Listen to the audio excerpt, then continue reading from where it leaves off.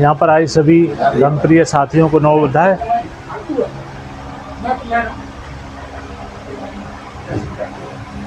हम लोग 12 जुलाई 2025 से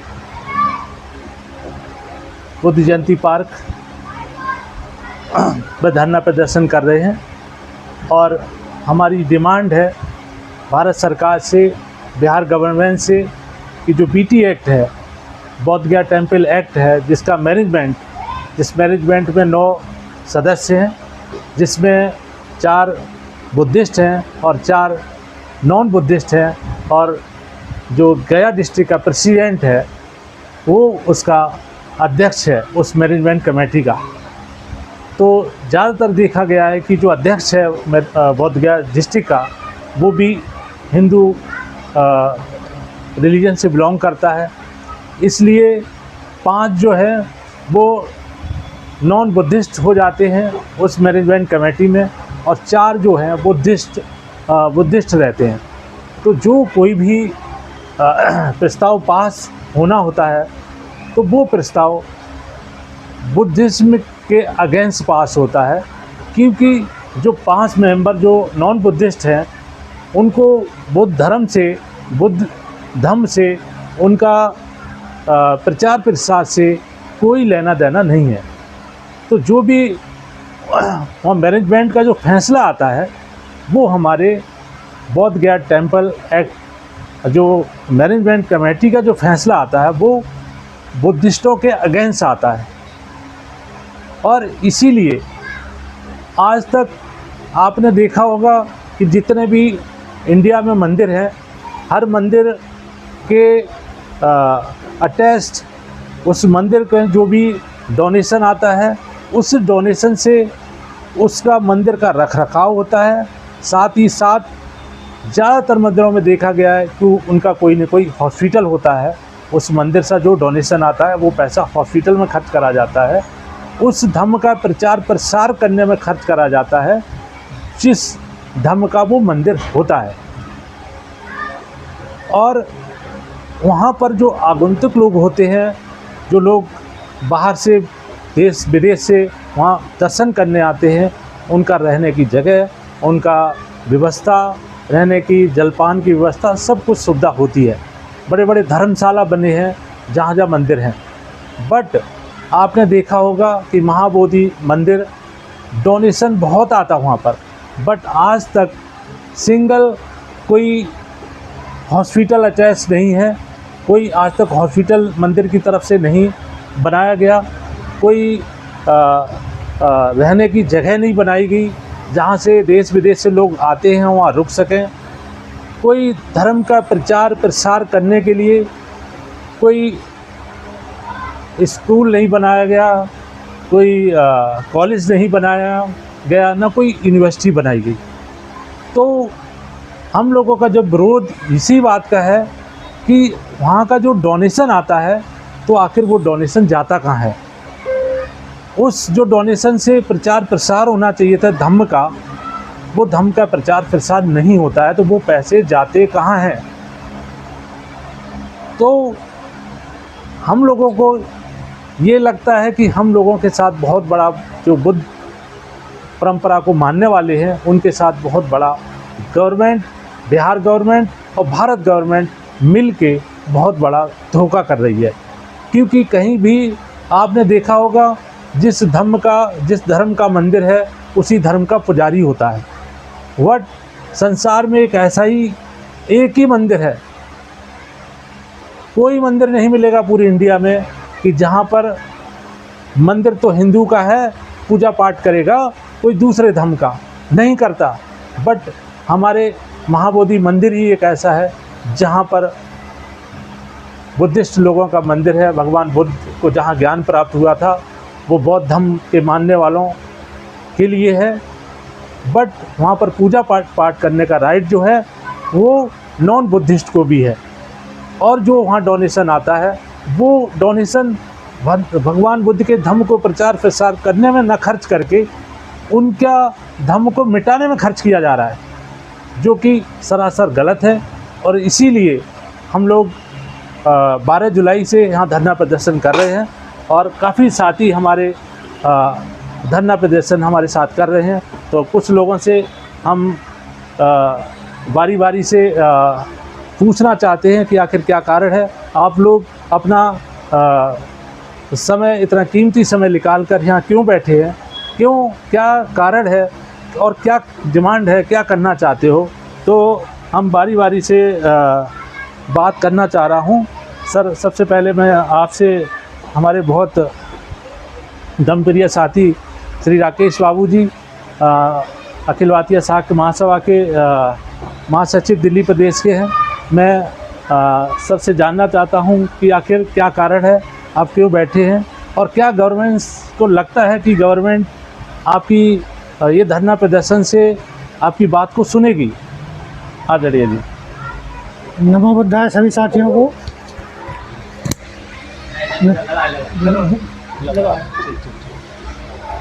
जहाँ तक हम लोगों के धरने प्रदर्शन की बात है, तो हम सबको पता है कि हमारा जो बौद्ध धर्म का मुख्य मंदिर है, सिर्फ भारतवर्ष का ही नहीं, पूरी दुनिया का, सारी दुनिया के बुद्धिस्टों का एक आस्था का केंद्र जो है, उस पर भी हमारे बुद्धिस्टों का पूर्णतः अधिकार नहीं है।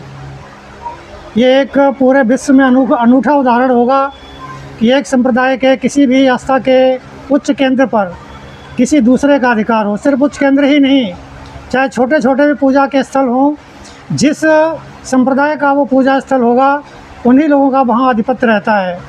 लेकिन हम लोगों के साथ ये सदियों से अन्याय होता चला आ रहा है और किसी न किसी बहाने हम लोगों को वहाँ पर पूरी तरह से आधिपत्य नहीं दिया जा रहा।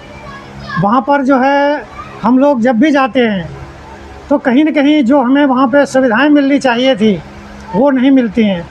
मंदिर में डोनेशन आता है, उस डोनेशन से जो मंदिर की व्यवस्था बनाई जानी चाहिए वो वहाँ पे नहीं रहती है।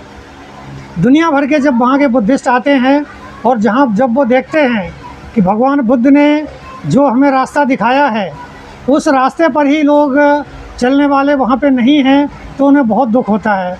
और ये हम सब बौद्ध जगत के लिए बहुत ही दुख की बात है।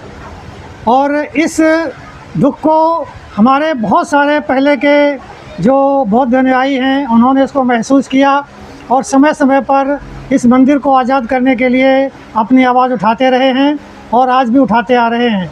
लेकिन कहीं न कहीं हमारा दुर्भाग्य ये रहा है कि इस देश में चूँकि जो भी सत्ता में बैठे हुए लोग हैं वो इस बात पे ज़्यादा तवज्जो देते हैं कि हमें अपनी सरकार चाहिए, सरकार में रहेंगे तभी हम अपना इस देश पे का शासन कर पाएंगे।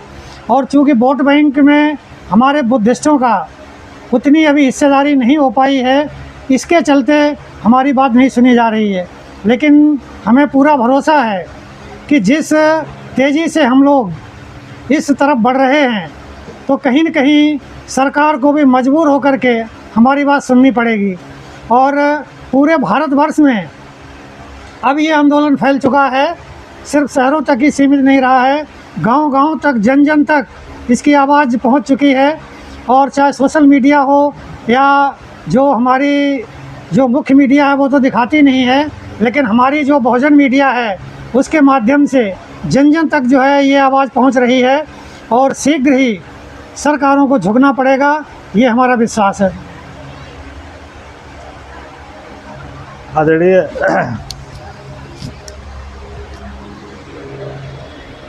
आदरणीय हमारे साथी कैलाश जी, प्रेसिडेंट शाक्त महासभा, अखिल भारतीय शाक्त महासभा से जानना चाहते हैं कि ऐसा क्या कारण है कि इतनी बड़ी आबादी होने के बाद जो धम्म पूरे संसार में, जिसको भगवान बुद्ध को पूरे संसार में पूजा जाता है, पूरे संसार के लोग पूज रहे हैं, और जहाँ भगवान बुद्ध ने जन्म लिया, जिस धरती पर जन्म लिया, जिस धरती पर भगवान बुद्ध को बोधि प्राप्त हुई, उस धरती के लोग आखिर भगवान बुद्ध को क्यों नहीं जानना चाहते, ये कारण हम सर से जानना चाह रहे हैं, प्लीज़ बताएं लोगों को। सभी साथियों को नमो बुद्धाय। सबसे पहली बात तो ये है कि मुझे ऐसा लग रहा है कि जब भारत का संविधान बाबा साहब ने लिखा, तो भारत का संविधान लिखने वाले तो सही थे, लेकिन उसको चलाने वाले जो बैठे हैं वो गलत जब बैठ गए हैं तो भारत का संविधान क्या कर सकता है। ऐसे ही हमारे जो बौद्ध मंदिरों में जो बैठे हैं पुजारी गलत, तो फिर हमारे उद्धार होगा कहाँ से। इसलिए मैं तो ये चाहूँगा कि जब भी हमने देखा है कि प्रधानमंत्री कहीं विदेश जाते हैं तो वहाँ कहते हैं कि हम बुद्ध की धरती से आए हैं, क्या उनको शर्म नहीं आती है कि बुद्ध की धरती से तो जाते हैं और वहाँ कह कर के आते हैं हम बुद्ध की धरती से आए हैं, और यहाँ बुद्ध की धरती कर क्या रहे हैं, मतलब धोखा। बुद्ध के मंदिरों में दूसरे लोगों को बैठाल करके और दूसरे लोगों को वहाँ जिम्मेदारी दे करके बुद्ध का मतलब कोई प्रचार प्रसार नहीं करने दे रहे। ये बहुत बड़ा अन्याय है बुद्धिस्ट लोगों के लिए। इसलिए मैं चाहूँगा कि जहाँ भी ये विदेशों में जाते हैं और वहाँ जब ये कहते हैं तो मैं चाहूँगा कि वहाँ के लोग भी ये सतर्क हो जाएं और इनको कहें कि भाई आप इंडिया में क्या कर रहे हैं, बुद्धिस्टों के साथ क्या कर रहे हैं, आपने बुद्ध मंदिरों में दूसरे लोगों को बैठा रखा है, ऐसा क्यों कर रहे हैं। तो मैं तो चाहूँगा कि जब भी कहीं ये विदेश में जाएं तो इनका वहाँ पर विरोध होना चाहिए, क्योंकि जब तक इनका विरोध नहीं होगा तब तक इनके अंदर चेतना नहीं आएगी। और मैं बिहार सरकार के जो नीतीश कुमार मुख्यमंत्री हैं, मैं उनको भी कहना चाहता हूँ कि अब भी समय है, सुधर जाओ, और नहीं बुद्ध का ऐसा श्राप लगेगा सारी ज़िंदगी भर याद करते रहोगे, जब तक ज़िंदा रहोगे तब तक। इसलिए मैं चाहूँगा कि अभी वक्त है, वक्त रहते अगर सुधर जाओगे तो अच्छा है। कहते हैं कि जब समय निकल गया तो चिड़िया चुंगे खेत, फिर पछताए क्या होता है। इसलिए मैं चाहूँगा बिहार सरकार को भी, वहाँ के मुख्यमंत्री, कि भाई अभी न्याय करो और जल्दी न्याय करो, यही मेरी पुकार है। और मैं तो कहूँगा कि भारत सरकार की जो प्रधानमंत्री हैं मोदी जी, मैं एक नारा लगाऊंगा कि मोदी जी शर्म करो, शर्म करो, अब भी सुधरो, बहुत अच्छा है। इसलिए सभी लोग एक बार एक नारा लगाएंगे कि मोदी जी शर्म करो, शर्म करो, बुद्धिस्टों को मंदिर सौंपो, मंदिर सौंपो। मोदी जी शर्म करो, शर्म करो, शर्म करो, शर्म करो, मोदी जी शर्म करो, शर्म करो, शर्म करो, शर्म करो, बुद्धिस्ट लोगों को मंदिर सौंपो, मंदिर सौंपो, मंदिर सौंपो, मंदिर सौंपो। यही मेरी आवाज़ है पार साथी। आदरणीय बसंत कुमार जी,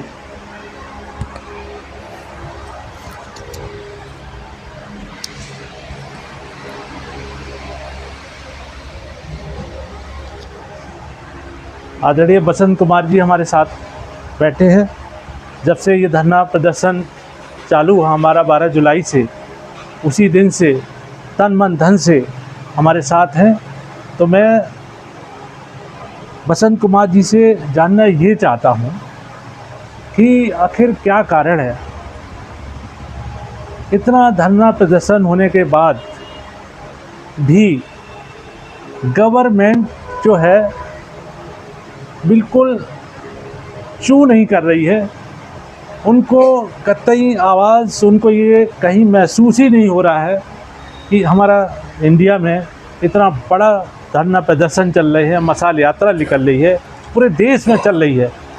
और दूसरी बात ये भी जानना, हम थोड़ा सा जानना चाहते हैं आखिर क्या रीज़न है कि छोटे छोटे यूट्यूब चैनल हमारी बात को तो देश विदेश तक पहुंचा रहे हैं, बट जो मेन मीडिया है वो हमारी इस महाबोधि महाविहार की मांग को, इस आंदोलन को बिल्कुल कवर नहीं कर रही। आखिर क्या कारण है, मैं सर से जानना चाहता हूँ। धन्यवाद मान्यवर, सभी को नमो बुद्धाय। दोस्तों, आज जो ये जुलाई से धरना प्रदर्शन चल रहा है महाबोधि महाविहार मुक्ति आंदोलन के नाम से, इसमें मैं कई बार यहाँ पे रहा हूँ, अपने विचार भी प्रकट किए हैं। आज मुझे फिर मौका मिला है, तो मैं आप लोगों से यही कहना चाहूँगा कि इसमें मेरी एक ही समझ में बात आती है, जब हम इतिहास के पन्ने पलट कर देखते हैं तो कहीं ना कहीं ये इतिहास में दबी छुपी चीज़ें हैं, क्योंकि ये देश बौद्धों का देश है। अभी कैलाश जी ने बताया कि जब मोदी जी बाहर जाते हैं, विदेश जाते हैं, तो कहते हैं मैं बुद्ध की धरती से आया हूँ। हकीकत में बुद्ध की धरती से आया है, ये बुद्ध की धरती है। लेकिन जब हम इतिहास के पन्ने पलट करके देखते हैं तो ईसा से 185 वर्ष पूर्व जब भरतनाथ मौर्य को मार करके पुष्यमित्र शुंग नाम के ब्राह्मण ने इस देश पर कब्जा किया, तभी से बुद्धिज्म की उल्टी गिनती शुरू हो गई। इस देश में हमने देखा है कि सारा खेल जो सत्ता का है, अगर यहाँ पे बुद्धिज्म से जुड़े राजे महाराजे सम्राट यहाँ पे सत्ता में रहें तो उन्होंने अपना बुद्धिज्म को फैलाने का काम किया। सम्राट अशोक ने 84,000 स्तूप बनाए, पूरे भारत में फैलाए, और श्रीलंका और ईरान तक सीमा तक बुद्धिज्म को फैलाने के लिए, बौद्ध धर्म को फैलाने के लिए पूरा पत्थरों पे शिलालेख लिखा। आपने देखा होगा, हम कहते हैं पत्थर की ज़बान, पत्थर की लकीर है। ये पत्थर की लकीर आई कहाँ से? ये सम्राट अशोक की देन है, क्योंकि उन्होंने जो पत्थरों पे लिखवाए वो सब आज तक अमिट है, वो उसे मिटा नहीं पाए। जमी दोज कर दिया गया लेकिन वो इसे मिटा नहीं पाए। आज भी खेल वही चल रहा है। आपका जो सवाल है कि क्या कारण है कि सत्ताधारी जो है, जो शासक वर्ग है, वो तस्से-मस नहीं हो रहा, तो उसमें मेरा कहना यही है कि जिसने अपने लिए व्यवस्था बनाई है वो अपने धर्म को बढ़ाने के लिए, अपने रिलीजन को आगे बढ़ाने के लिए काम करेगा। आपके धर्म को बढ़ाने के लिए काम क्यों करेगा? और यही कारण है, जो कभी सत्ता का केंद्र साकेत नाम से जाना जाती अयोध्या थी, उसमें जो राम मंदिर बना वो बौद्धों की धरती के ऊपर बनाया गया। आज जो बड़े बड़े मंदिर जो बनाए गए वो बौद्धों की धरती पे, बौद्धों की विरासत के ऊपर तैयार किए गए हैं। अगर आप, बाबा साहब ने बौद्ध धर्म को पुनर्जीवित करने का पूरा प्रयास किया, 7 लाख लोगों के साथ में बौद्ध धर्म अख्तियार किया, लोगों को शिक्षा दे करके गई, लेकिन हम उनको बात अपने गले नहीं उतारते, उनकी बात को नहीं मानते। क्योंकि अगर कहीं ना कहीं अगर आपको बौद्ध धर्म को लाना है, इस देश को बौद्ध की धरती पे दोबारा परिवर्तित करना है, तो जो बाबा साहब का एक अनमोल उपहार है, जो एक शब्द में बोला जाता है वोट, उसका सही इस्तेमाल करना पड़ेगा। क्योंकि जिसकी सत्ता होती है उसी का धर्म सुरक्षित रहता है। आज हम देख रहे हैं जिनकी सत्ता है उनके धर्म के जगह जगह मंदिर बनाए जा रहे हैं। आपको शायद मालूम नहीं होगा, 2014 से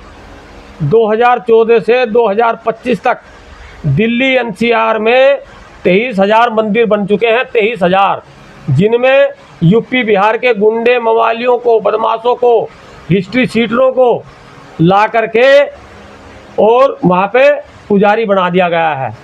और वो सत्ता की मलाई के साथ साथ मंदिर की मलाई भी चट कर रहे हैं, और उसमें हमारे लोग जा कर के उनका चरण वंदन करते हैं। तो सारा खेल सत्ता का है। अगर हमारी सत्ता होगी तो हमें ये आंदोलन करने की ज़रूरत भी नहीं पड़ेगी। लेकिन यह है, अगर हमारी सत्ता नहीं है तो इसका मतलब ये नहीं कि हम चुपचाप बैठ जाए। हमें अपना प्रतिरोध स्वरूप हमें इस आंदोलन को जीवित रखना है, पूरे तन मन धन से सहयोग करना है, और हम भी कदम से कदम मिला करके इस आंदोलन में सहयोग देंगे। और जब तक आखिरी सांस तक, जब तक हम इसमें मिशन मूवमेंट में काम नहीं होंगे, जब तक हम कदम से कदम मिला करके हम कदम ताल करते रहेंगे और आगे बढ़ते रहेंगे। ठीक है।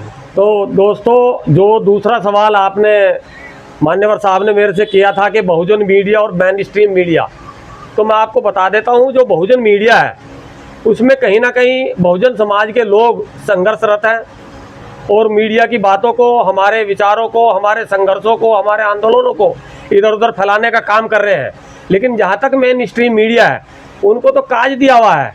वो उस तरह से है जैसे पहले ज़माने में भांड लोग रखते थे, जो राजा महाराजा थे वो भांड रखते थे।